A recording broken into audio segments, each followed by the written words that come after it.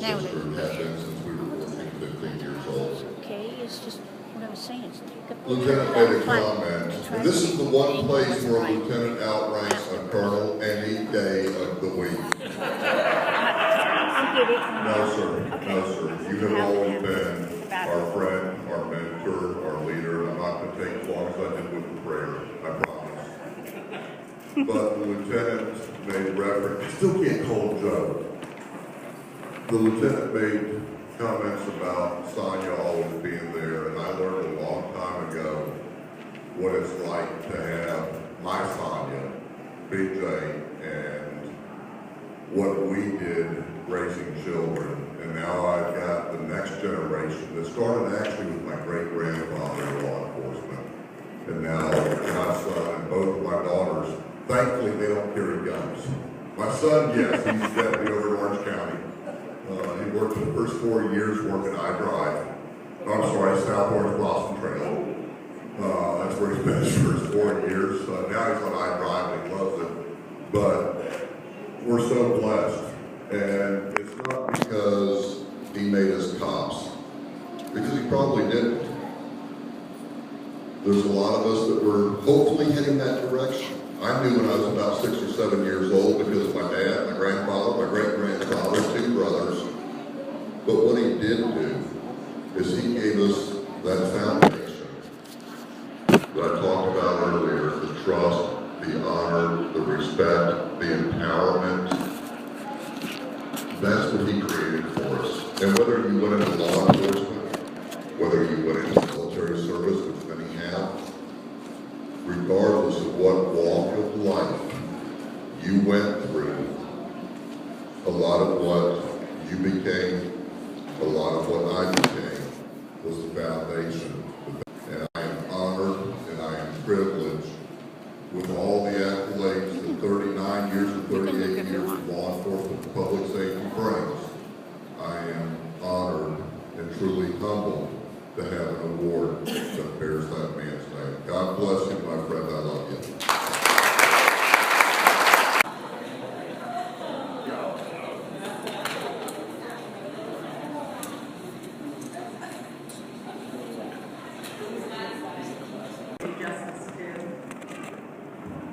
For the next item of business, we need a couple of volunteers to work. This is my favorite part of each Tuesday night meeting. I don't remember. After the opening prayer, the reading of the minutes for the meeting last week, and the reports from various ranked explorers, this is my favorite part. What detail are we going to be expected to exude that professionalism that no other teenager was being taught? To wear that uniform with pride and integrity? What are we going to be asked to volunteer for? I can't remember it ever really making all that much of a difference as to what the detail was or what we were volunteering for. Each detail always got manned and very few questions were asked. We were very proud to volunteer and do what was expected of us. Volunteer is a common theme in our fourth and final recipient of the Lieutenant Joseph J. Maffoletto Lifetime Achievement Award. Patricia Rose Clark.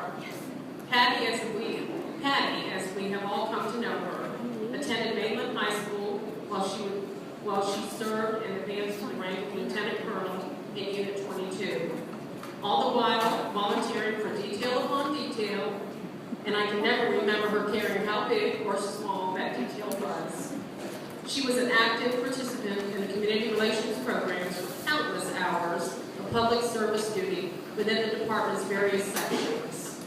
As an active member of Unit 22's drill team and color guard, she would also provide office duties on a regular basis. As an active member, upon graduation of high school, Patty was hired by the department's police cadet program, where she continued her volunteer service to the next generation of explorers. Patty was employed by the city of South Daytona as police dispatcher in 1977. While working with the South Daytona Police Department, Patty was heavily involved in working with their community relations department, serving as an adult volunteer to their Police Explorer program. Here she was able to share her vast knowledge and leadership, bringing new programs to the department's high school When the city of South Daytona adopted the Citizens Alert program for Neighborhood Watch, Patty was quick to respond and work closely with the department and citizens in revitalizing this most needed program. Finding the call to public service, her career path, Patty later transferred to other city departments where she today serves as the Public Works Specialist, and he has said, Deputy Director.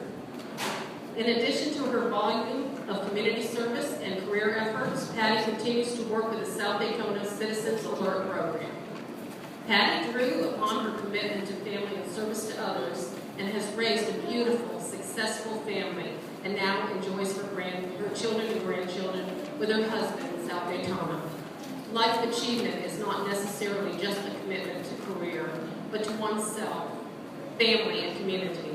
I believe we can all agree that Patty has done all of that, and she has done it with an air of selflessness. To quote Dr. Martin Luther King, the ultimate measure of a man is not where he stands at moments of comfort and convenience, but where he stands at times of challenge and controversy. With so many obstacles in her way, Patty has demonstrated a life of selfless acts for both family and community, all the while demonstrating the highest level of virtue, love and commitment to those around her. She has exemplified in all aspects of her life the traditions and values of Unit 22. If there's no other new business, as I recall, were the saddest words of the evening because they closed another phenomenal meeting with my fellow explorers in Unit 22. For this gathering, those have not yet been honored. So we will continue to say that, for this and many more reasons, the Select Committee on Honors has chosen Mrs. Patricia Rose Clark to be selected into the Hall of Fame and receive the Lieutenant Joseph J. Montgomery Lifetime Achievement Award. It has been my supreme honor to present this award to Patty this evening. Thank you, Patty. From everyone.